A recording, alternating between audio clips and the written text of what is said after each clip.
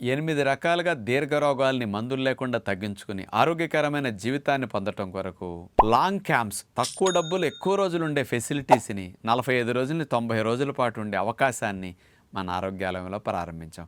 అలాంటి long special camps గురించి వీడియోస్లో కింద స్క్రోలింగ్లో కనపడుతుంది. అవి చూసుకుని ఆశ్రమానికి సంప్రదించి వివరాలు తెలుసుకుని న్యాచురోపతి విధానం ద్వారా జరిగే ఆరోగ్య లాభాలందరూ మీరు పొందగలరు. ఆరోగ్యాభిలాషులందరికీ నా హృదయపూర్వక నమస్కారములు. అన్నము తిన్నప్పటికీ రక్తములో చక్కెర స్థాయిలను స్పీడ్గా పెంచే అన్నాలు కొన్ని ఉంటాయి. బియ్యంలో రకాలు. రక్తంలో చక్కెర స్థాయిలు స్లోగా పెంచి షుగర్ పెరగకుండా హెల్ప్ చేసేవి ధాన్యాలు, ముఖ్యంగా బియ్యము ఉంటాయి. ఏ బియ్యం బాగా రక్తంలో చక్కెరని స్పీడ్గా పెంచుతాయో అవి మనకు మంచిది కాదు.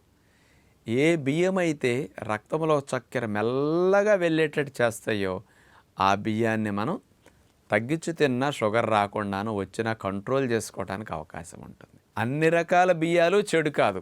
అందుకని మంచి బియ్యము ఉన్నాయి, చెడ్డ బియ్యము ఉన్నాయి. అందుకని రక్తంలో చక్కెర స్పీడ్గా పెంచే వాటిని హై గ్లైసిమిక్ ఇండెక్స్ ఉన్న బియ్యము అంటారు.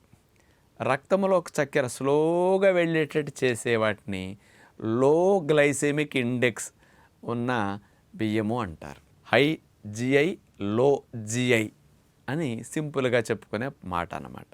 మనము తీసుకునే బియ్యాల్లో రకరకాల 6 రకాల బియ్యాలు మనకు ఎక్కువగా మార్కెట్లో ఇప్పుడు అందుబాటులో ఉంటున్నాయి. మరి 6 రకాల బియ్యంలో ఏవి చక్కెరని రక్తంలో స్పీడ్గా పెంచుతాయి, ఏవి పెంచదు? ఈ గ్లైసెమిక్ ఇండెక్స్ అనేది ఏది ఎక్కువగా ఉంది, ఏది తక్కువగా ఉంది అనేది తెలియటం కొరకు ఇక్కడ వాటి మీద ఈ 6 గురించి మీకు రకరకాల బియ్యాల వెరైటీల్లో లాభ నష్టాల గురించి అవగాహన కలిగించే విషయాన్ని ఇప్పుడు మనం అందించుకోబోతున్నాం. మనందరికీ చిన్నప్పటి నుంచి తెల్లటి బియ్యం తినటమే ఒక అలవాటుగా వచ్చేసింది. మరి తెల్లటి బియ్యం తెల్లటి పాయిజన్, వైట్ పాయిజన్ అని మనందరం చెప్తాం. ఎందుకు వైట్ పాయిజన్ అని అంటారు అంటే తెల్లటి బియ్యం పైన 2 పొరలు చెక్కేయటం ద్వారా పీచు పదార్థాలు, మాంసకృతులు, కొవ్వులు, పోషకాలు ఇవన్నీ తవుడులోకి వెళ్ళిపోతాయి. లోపల తెల్లగా ఉన్న బియ్యంలో ఒక పిండి పదార్థాలు మాత్రమే ఉంటాయి. కేవలం పిండి పదార్థాలు మాత్రమే ఉన్న తెల్ల బియ్యం తిన్నప్పుడు పొట్ట ఒక హాఫ్ అన్ అవర్ 1 అవర్ ఇట్లా డైజెషన్ చేసేసరికి మొత్తం పిండి పదార్థాలే కాబట్టి సింపుల్ కార్బోహైడ్రేట్స్ కాబట్టి వైట్ రైస్లో చకచకా జీర్ణం అయిపోయి చక్కెర చకచకా విడుదలైపోయి ప్రేగుల్లో వెంటనే చకచక బ్లడ్లోకి చక్కెర అణువులు వెళ్ళి కూర్చుంటాయి. ఒక్కసారి చక్కెర అణువులన్నీ రక్తం లోపలికి స్పీడ్గా చేరతాయి. ఇట్లా ప్రేగుల్లో స్పీడ్గా అరిగిపోయి రక్తంలో చక్కెరని స్పీడ్గా పెంచేవన్నిటినీ హై గ్లైసిమిక్ ఇండెక్స్ ఉన్న ఆహారాలు అంటారు. ఈ హై గ్లైసిమిక్ ఇండెక్స్ ఉన్న ఆహారాల్లో ధాన్యాలలో మొట్టమొదటి ధాన్యం తెల్లటి బియ్యమే. అంటే బియ్యంలో మొట్టమొదటి బియ్యం తెల్లటి బియ్యమే. దీనికి ఎంత పర్సంటేజ్ రక్తంలో చక్కెరని స్పీడ్గా పెంచే గ్లైసెమిక్ ఇండెక్స్ ఉందంటే 78%.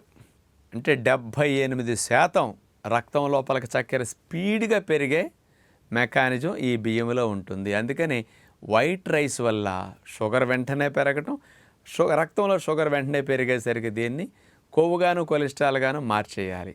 అందుకని ట్రైగ్లిజరైడ్స్, కొలెస్ట్రాల్ ఇట్లాంటివి పెరిగిపోతుంటాయి. దీనివల్ల ఫ్యాటీ లివర్ కూడా పెరిగిపోతుంది. ఈ కొవ్వు కొలెస్ట్రాల్గా మారితే బరువు పెరిగిపోతాం. చూడండి ఎన్ని సమస్యలు రావడానికి వైట్ రైస్ తినటమే కారణం. High glycemic index 78% white rice అని గుర్తుపెట్టుకోండి. మరి లో గ్లైసిమిక్ ఇండెక్స్ ఉన్న బియ్యం మంచిది. అన్నిటికంటే రక్తం లోపలికి చక్కెర మెల్లగా చేరి లో గ్లైసిమిక్ ఇండెక్స్ ఉన్న బియ్యం రకం ఏదో 6 రకాల బియ్యాలకి గ్లైసెమిక్ ఇండెక్స్ ఎంత ఉంటుంది అనేది ఇక్కడ నేను ఇస్తాను. ఇప్పుడు ఇక్కడ చూశారు కదా, తెల్లటి బియ్యం 78% గ్లైసెమిక్ ఇండెక్స్ ఉంది. దాంతో కంపేర్ చేస్తే అతి తక్కువ గ్లైసెమిక్ ఇండెక్స్ ఉన్నవి మొట్టమొదటి బియ్యంలో నల్ల బియ్యం 42 నుంచి 45% మాత్రమే గ్లైసెమిక్ ఇండెక్స్ ఉంటుంది. రెండవ రకం బాసుమతి రైసు, పాలిష్ పట్టకుండా బాసుమతి బియ్యం దొరుకుతాయి కదండి, ఇందులో 50 నుంచి 58% గ్లైసెమిక్ ఇండెక్స్ ఉంటుంది. మూడవది సోనా మసూరి 51 నుంచి 58% గ్లైసెమిక్ ఇండెక్స్ ఉంటుంది. నాలుగవది ఎర్ర బియ్యం 55% గ్లైసెమిక్ ఇండెక్స్ ఉంది. ఇక ఐదవ బియ్యం పొన్నీ రైస్ 55 నుంచి 59% గ్లైసిమిక్ ఇండెక్స్. 6వది ముడి బియ్యం అంటే పాలిష్ పట్టని బ్రౌన్ రైస్ 60 నుంచి 68% సుమారుగా. ఇప్పుడు మనం ఇన్నాళ్ళు బాగా తిన్నది, పిల్లలకి బాగా పెట్టింది వైట్ రైస్. అందుకని 25 ఏళ్ళకి 20 ఏళ్ళకి 30 ఏళ్ళకే ప్రీ డయాబెటిక్ కండిషన్లోకి పిల్లలందరూ వెళ్ళిపోతున్నారు. ఇప్పుడు 70 ఏళ్ళకి షుగర్ రావాల్సింది 25-30 ఏళ్ళకి వచ్చేస్తుంది. తెల్లటి బియ్యం పుణ్యమే. తెల్లటి బియ్యం ఏ ఇంట్లో అన్న ఉంటే ఆ ఇంటి నిండా సేనున్నట్టు నేను ఎన్నిసార్లు ఈ పదం వాడుంటానండి. అందుకని మీకు డిఫరెన్స్ తెలియాలని ఇక్కడ కంపేర్ చేసి చూపించాం. అంటే 50% తెల్లటి బియ్యం అంటే 80% దగ్గర. నల్ల బియ్యం అయితే 40%. ఎంత తక్కువ, ఎంత స్లోగా అరుగుతాయి. పాలిష్ పట్టలేదు కదా ఇవి. అందుకని పాలిష్ పట్టిన బియ్యం అంటే మహా చెడు. ఇంకా సిల్కీ రైస్ అని నాజుగ్గా 3 పాలిష్లు పట్టినవి వాడుతుంటారు. నోట్లో పెట్టుకుంటే సిల్క్ లాగా జారెళ్ళిపోతాయట.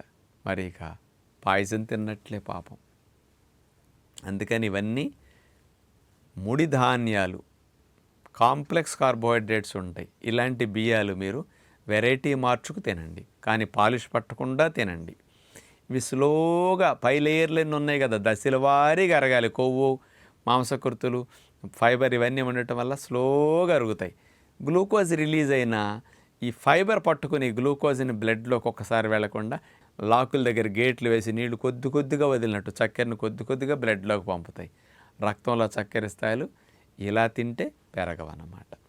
అందుకని నేను అన్నం తింటాం మానుకోలేను, నేను కష్టపడతాను, నేను బరువులు మోస్తాను, నేను కూలి పనికి వెళ్ళాలనుకునేవారు, నేను శ్రమజీవిని, నాకు ఏ అన్నం వద్దు, ఒక అన్నమే కావాలనుకుంటే తెల్లటన్నం మానేసి ఇలాంటి అన్నాలు వండుకు తినండి.